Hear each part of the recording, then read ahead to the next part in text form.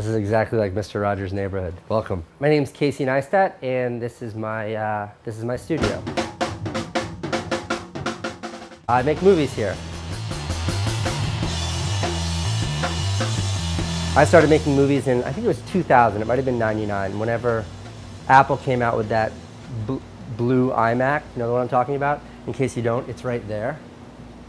Maxed out my credit card to get that computer. And I learned how to edit using the iMovie tutorial, which was like washing Steve Jobs' dog in an outdoor kiddie pool. That was the footage they gave you, and then you played with cutting it. And that was sort of it. As I started messing with that, I got really into filmmaking, and I kind of never looked back. Hustled my way through the business. All of my short movies are produced in here. All of my animations are shot in here, right here actually. And I would say the basic premise of this studio is anything I may need ever to make one of my movies, I should have within this studio, whether that be camera gear or a chainsaw. But everything in here is kind of designed by me and built out by me over the years. That's how it maintains kind of this consistent aesthetic. Plus, I don't really like to buy things. I always prefer to make things. And I think this studio kind of embodies that maybe more than anything else that I do. So this is the workshop here, the tool shop here. This workshop's needed to maintain this studio. So anytime I need to build anything in the studio, I usually start at the workshop.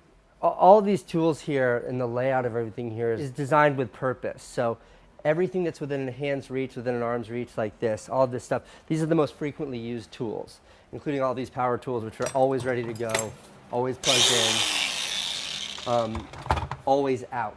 And then when you go up another level, these are items that are used slightly less frequently. So they're still within an arm's reach, like spray paint, but they aren't taking up space the way these tools are taking up space.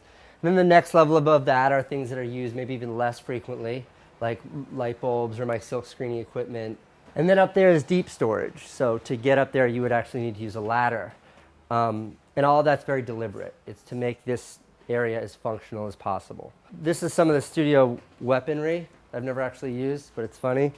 This is a baseball bat, and the move sort of goes like this. Say like the pizza man gets belligerent.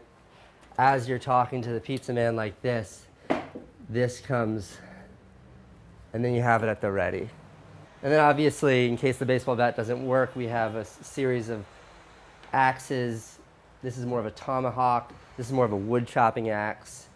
And then if shit really gets out of control, obviously there's the more lethal options. This here is for painting equipment. My painting supplies get really out of control when I'm in the middle of painting something. So I think it was 2 summers ago now, I had an intern, last summer, I had an intern design a painting shelf that incorporated all of my painting tools. And it took him the entire summer to build it because I had him rebuild it maybe 20 times. The thing that drives me nuts is this angle bracket used for this shelf here. This should not be an angle bracket. It should be a corner bracket like this. Angle brackets bend, and that's why this isn't a right angle. Corner brackets will never bend.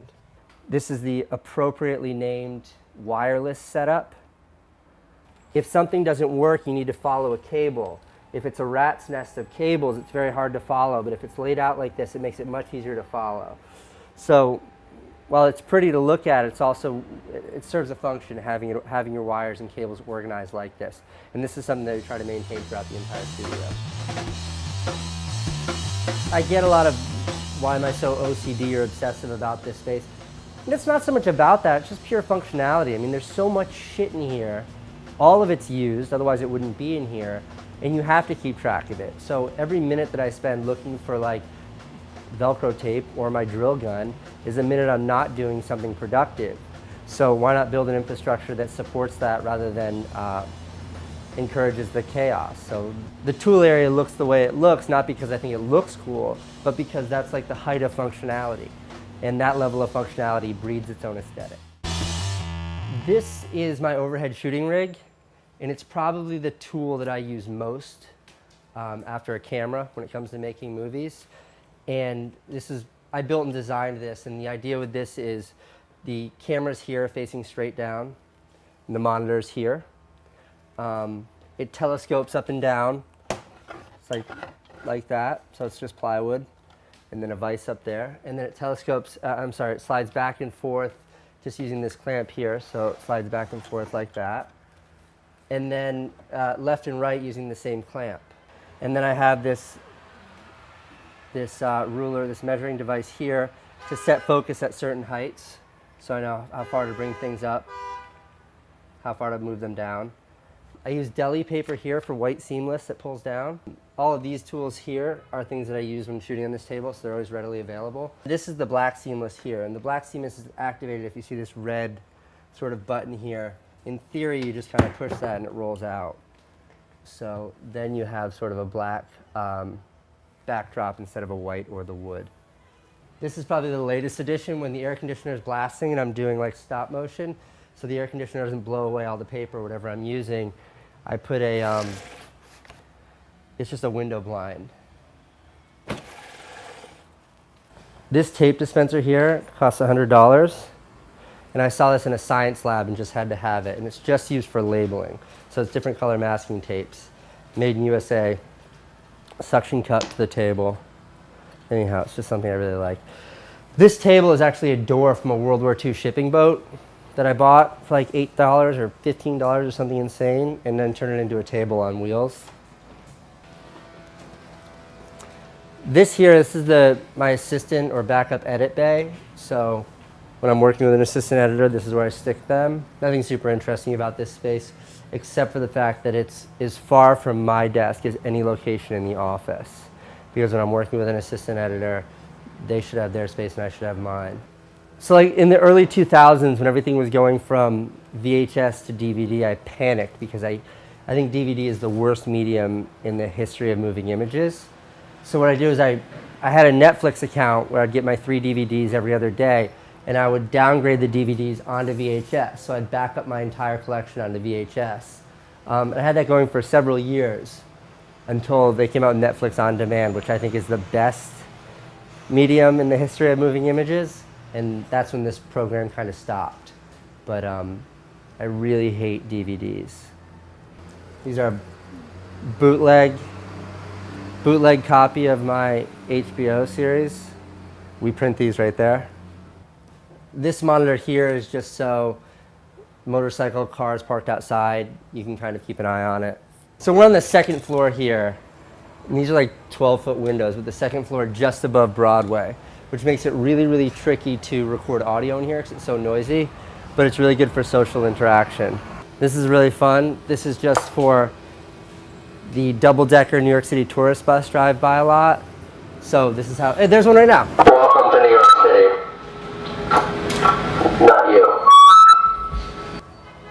And then you gotta put it away before the cops show up because you can get in trouble with this thing.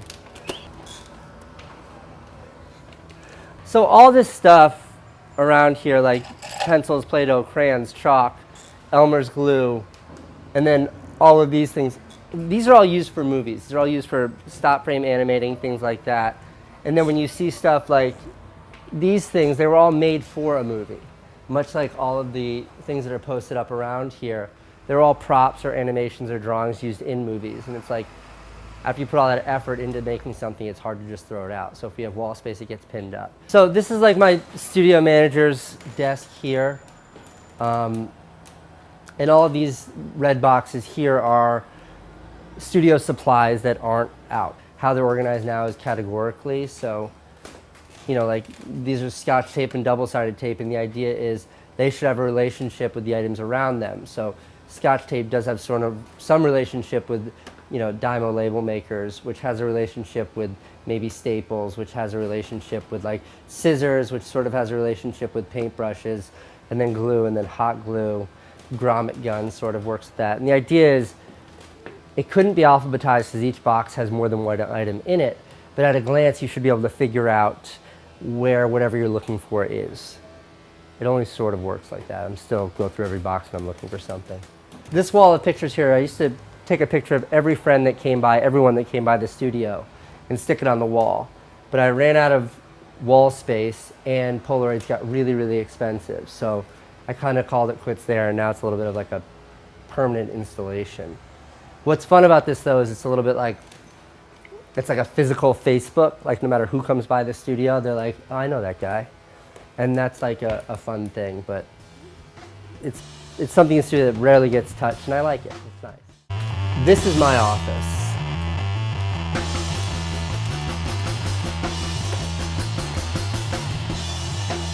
I do have what I think is the world's largest or maybe the most expensive peephole, which is this.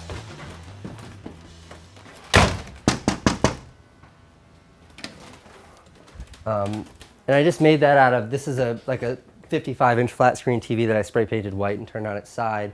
And then there's a GoPro camera mounted on the other side that's just permanently on. Interesting side note, each GoPro lasts about 6 months before the battery melts. But I send it back to GoPro and they just send me a new one. Thanks, GoPro. This is level 4A body armor with ceramic plates in the front and the back. And I have this because when I was in Afghanistan, we had to wear body armor. And this is a picture of me in Afghanistan. These are my gymnast rings. I like to exercise, and it's nice having these rings here because you can just jump out of the chair and do pull-ups or swing from them or what have you. This is my speed bag, and this speed bag is, you just kind of lower it.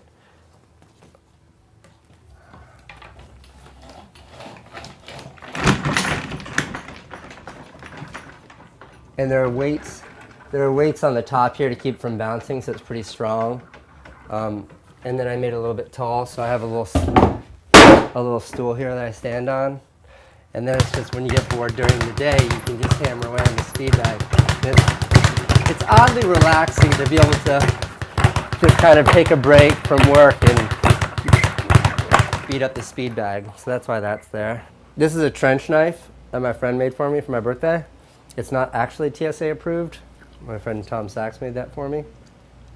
I use it to open Amazon.com boxes. This is my camera setup over here. At a glance, I want to know if all of my batteries are here and make sure they're all charging. So every charger has a spot, every charger is labeled, and every charger in theory should have a battery in it. If the battery's not in it, the battery's in the camera being used. Same sort of idea with this camera setup here. I've gone through like 20 iterations of a camera rack, had it with spots for each camera and all that. And sort of the easiest is just always having them out. That way I can sort of grab and go with at any time, just with whatever camera I want.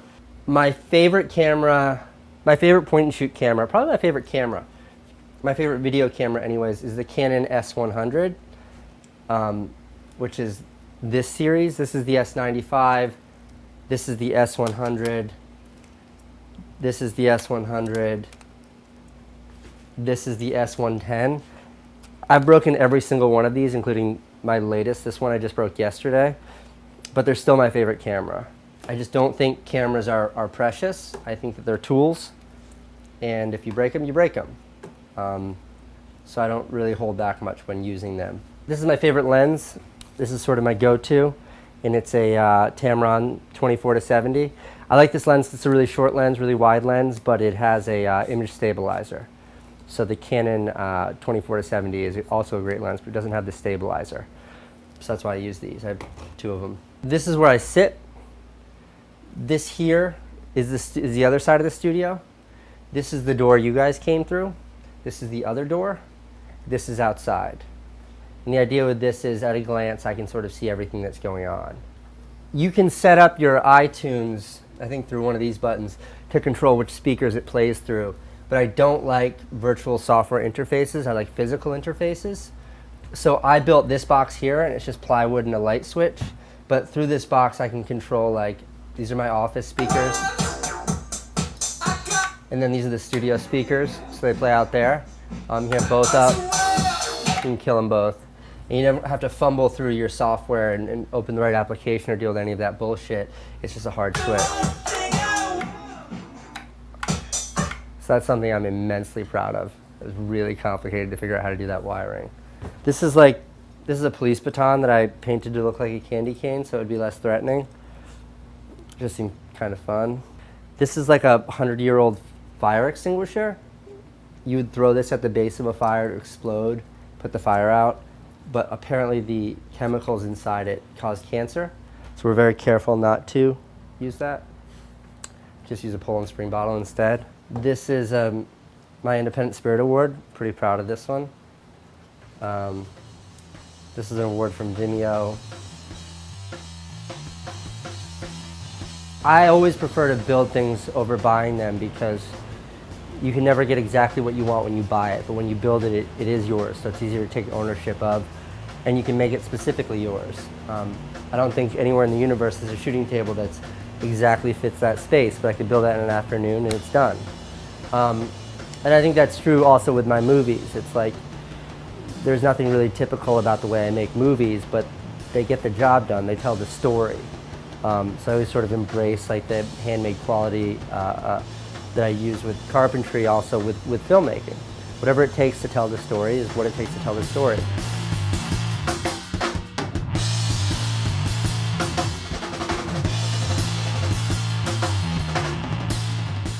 Check out our Bishop Garage t-shirts, hoodies and trucker caps on bishop-garage.com.